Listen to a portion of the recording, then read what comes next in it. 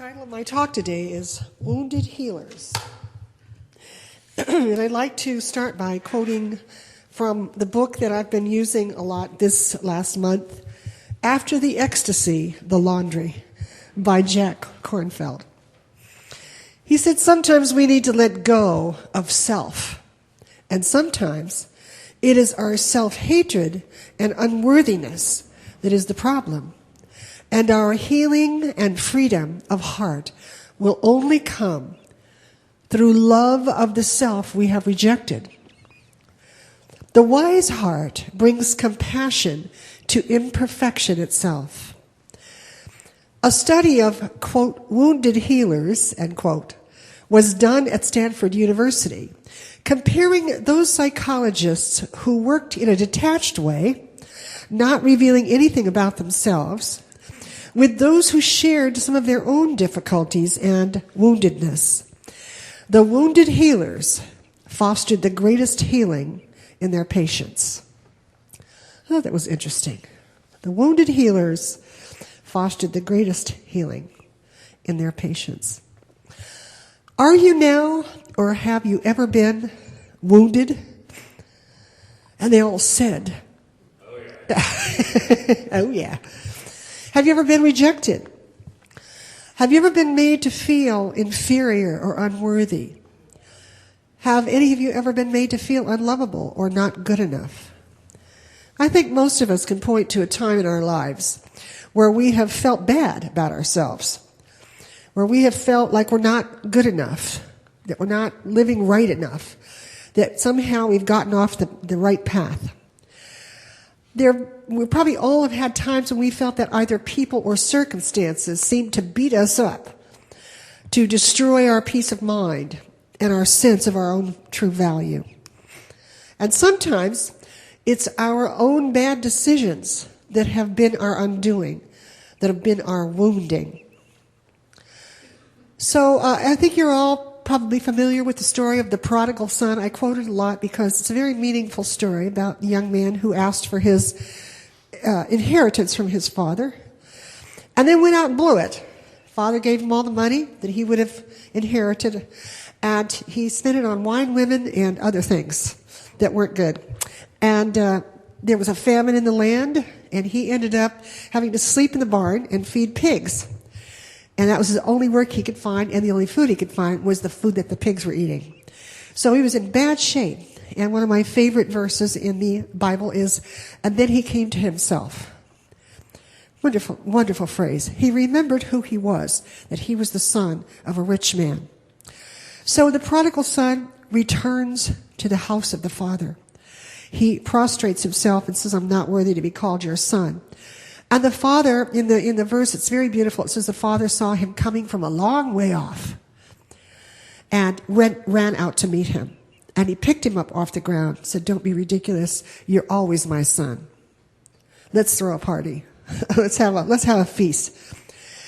Well, like the prodigal son in this story, we may have taken our gifts, our talent, our health, our youth, and blown them in unworthy ways. In ways that did not serve our highest good. We may have blown them in ways that hurt other people.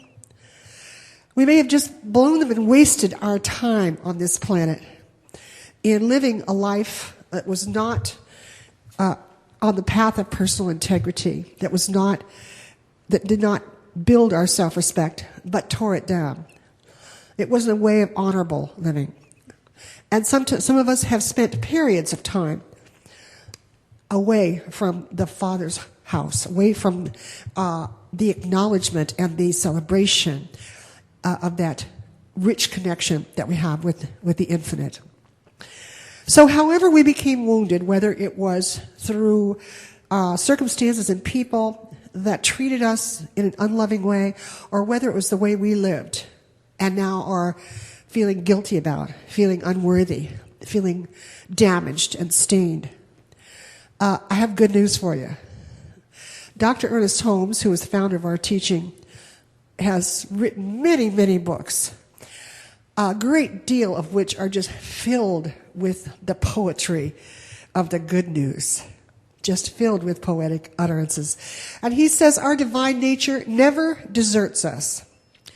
Like the prodigal son, we may wander into far countries of despair, but the divinity within us ever gently urges us back to the center of our true being.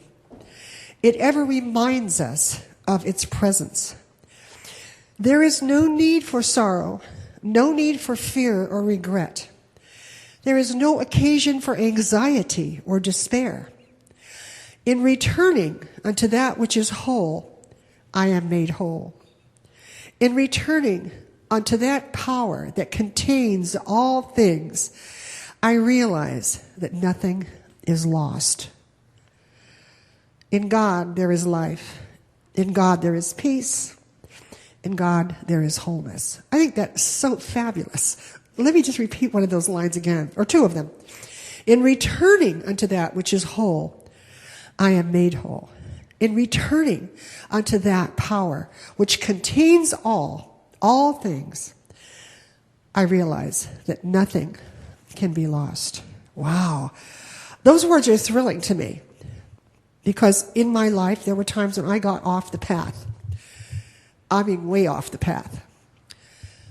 And what I discovered, and what you can discover, what all of us can discover, is that in returning, nothing is lost.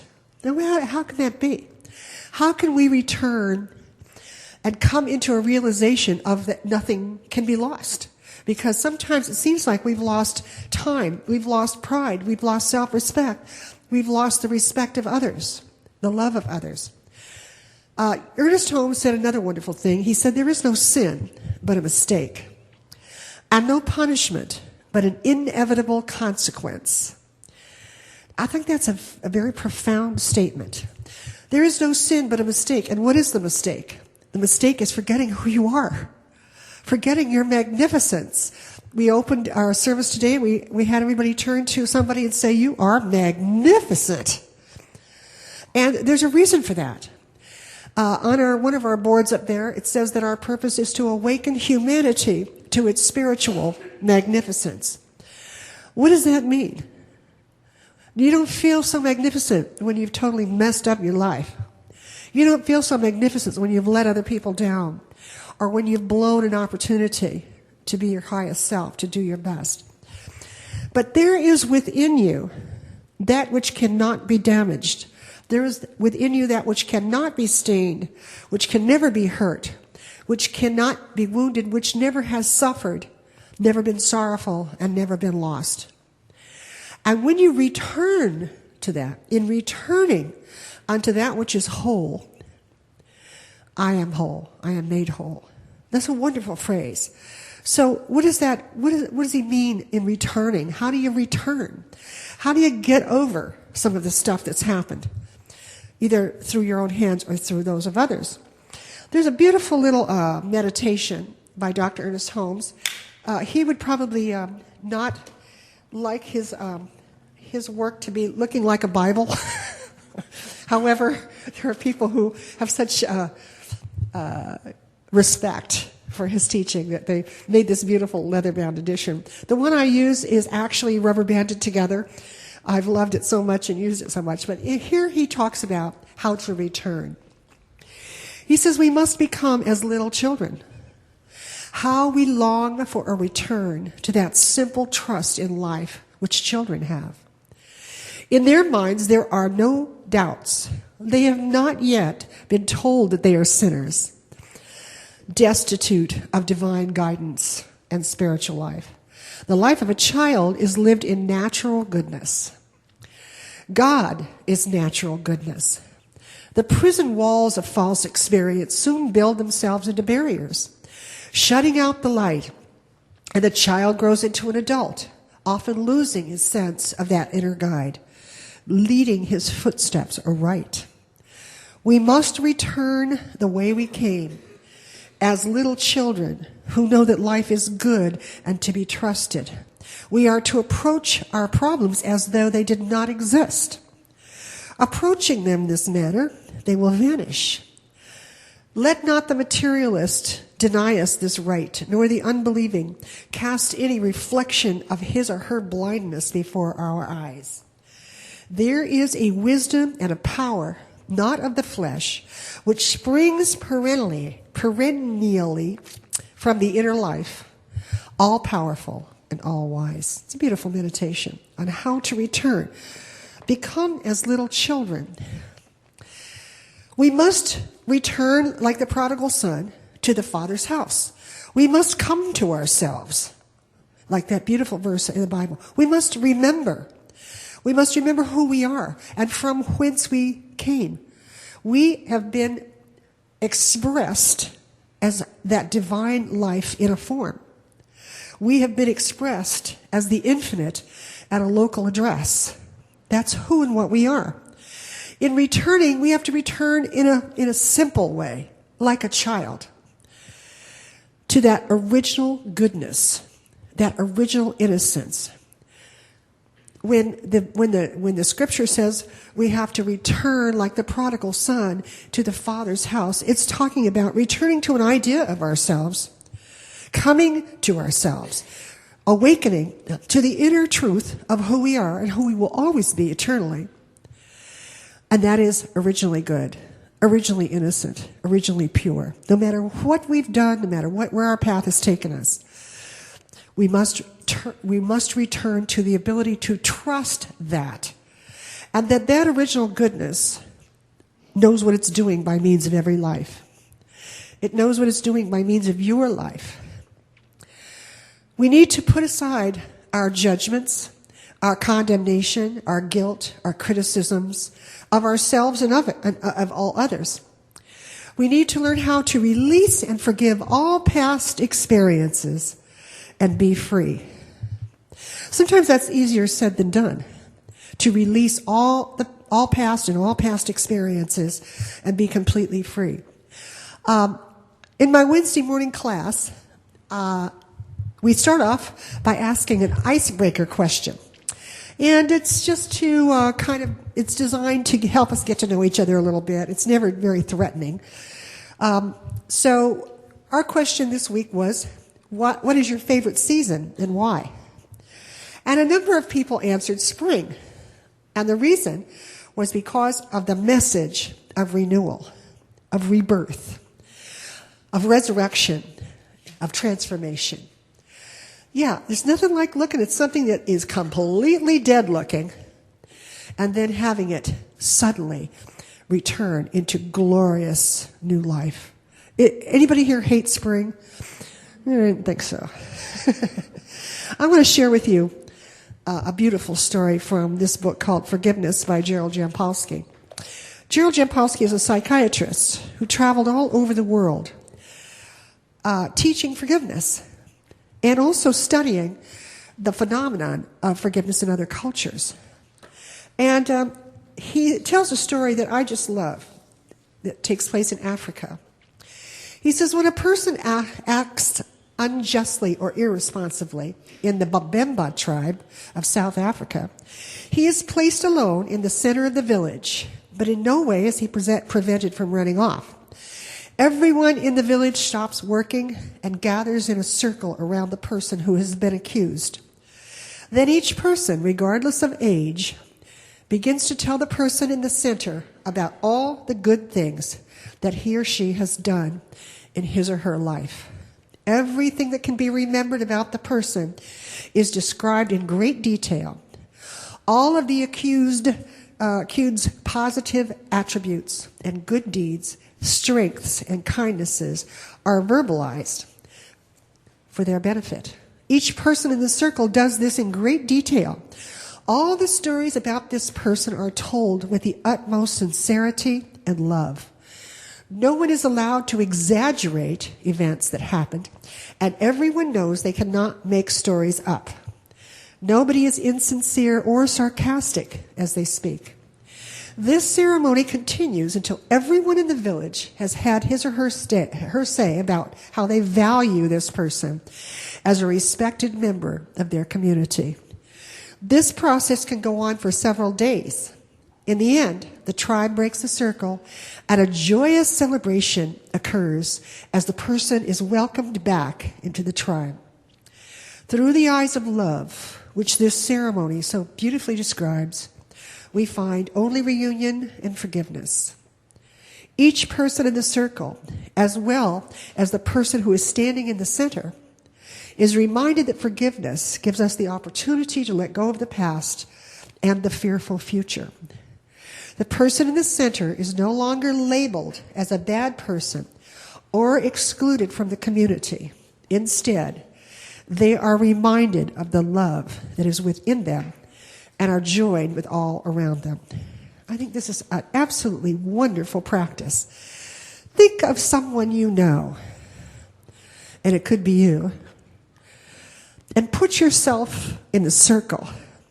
By the way, you are in a loving community that believes in your goodness, that celebrates your original innocence, that knows that you are valuable beyond your knowing because you are part of the Eternal One. Put yourself in that circle of love and allow us to celebrate you. Allow us to tell you how wonderful you are. Allow us to remind you of your original innocence, of the purity of your spirit. When you're here to be reminded of just how glorious you are. And you can forgive yourself in this circle of love. You can feel yourself included, celebrated, rejoiced over, completely and totally forgiven. All of the mistakes, all of the disappointments, any despair, any wounds can be healed in that circle of love where you are completely and totally embraced and celebrated. That's why you're here. This spiritual community, like the Babemba tribe, is here to remind you of your essence, of your value, of your sacred self. We are here to remind you of the wonder and beauty of you. When you have awakened and embraced this truth about yourself, no matter what your past may have been, you become a blessing to the entire world. You become a light in the darkness because the infinite knows how to take all of the past mistakes, the supposed sins, the unworthiness, the wounds, and turn it all into mulch to nurture the new plant, the new you. In returning, nothing is lost because we are alive within the power that is the source of all things. I'd like to have you close your eyes for a moment. I am going to give a spiritual mind treatment, which is a type of acknowledgement of this truth.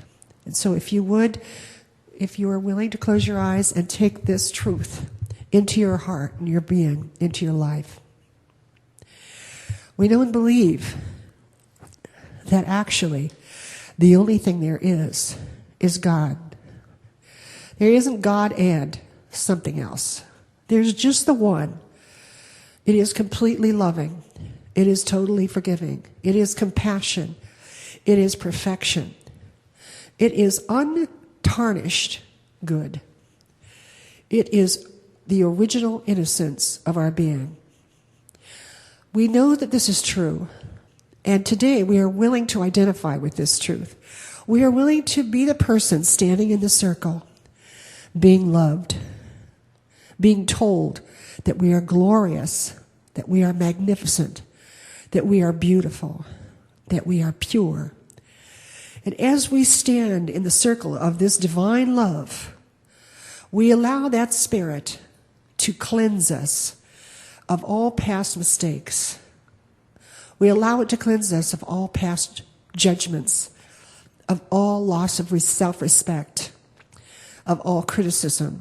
We allow that infinite spirit of love, while we stand in the center of its love, to turn everything that was negative into a positive, to cleanse every feeling of woundedness and bring us into the experience of wholeness, of oneness with the one.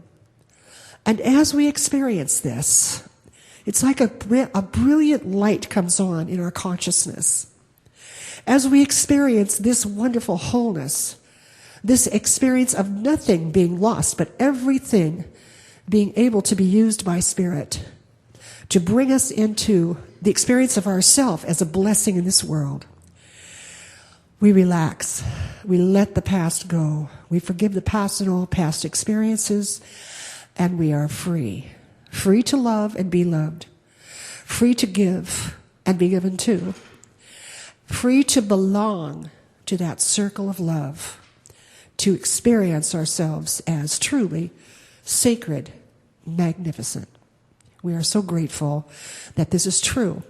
And we release this word, know it is true about every person in this room. And so it is.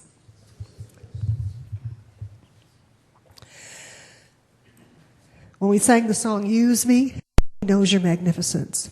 Then you are in a position to be used in this world. Then you are in a position to call upon that infinite wisdom and say, use me.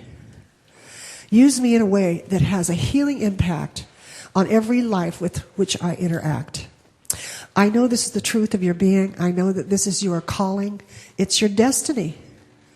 You better get used to it. You really are magnificent. And so it is.